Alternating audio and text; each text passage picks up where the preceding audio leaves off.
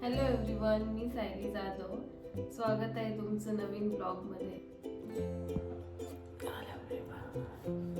तर मस्त सकाळ सकाळी मी इथे स्वयंपाक करायला लागले होते आणि मी बनवणार होते भोपळ्याची भाजी आणि चपाती आमच्या दोघांच्या डब्यासाठी.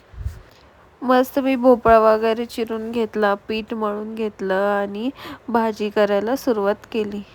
चला तर आता मी तुम्हाला सांगणार आहे माझ्या भोपळ्याच्या भाजीची रेसिपी.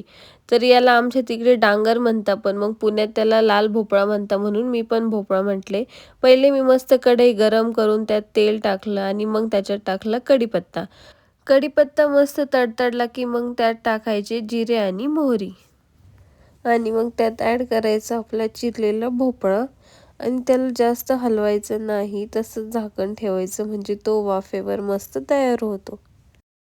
आणि जोपर्यंत तुमचा भोपळा वाफेवर तयार होत आहे तोपर्यंत तुम्ही मस्त हिरव्या मिरच्या आणि लसणाचा कूट करून घ्यायचा खलबत्त्यात, कारण मला मिक्सरपेक्षा खलबत्ता जास्त आवडतो म्हणून मी खलबत्त्यातच त्याला मस्त कुटून घेते.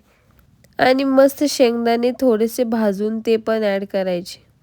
तर प्लीज सांगा तुम्हाला माझ्या भाजीची रेसिपी कशी वाटली आणि तुम्ही पण ट्राय करा. सिंपल आहे आणि टेस्टी पण खूप लागते. आणि मग मस्त आमच्या दोघांसाठी चहा पण बनवला. मग मी मस्त ऑफिसला जाण्यासाठी रेडी झाले. आम्ही दोघांनी नाश्ता पण केला, जो की होते फ्रूट्स आणि काही भाजीपोळी. Morning breakfast.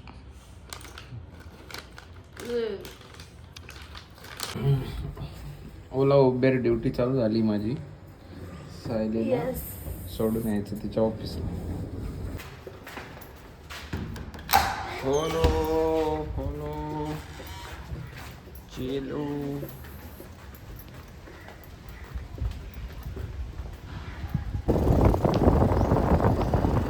टोपी म्हणजे संत्री ठेवली. आता आम्ही ऑफिसला जाते. Please like, share, subscribe, and thank you for watching.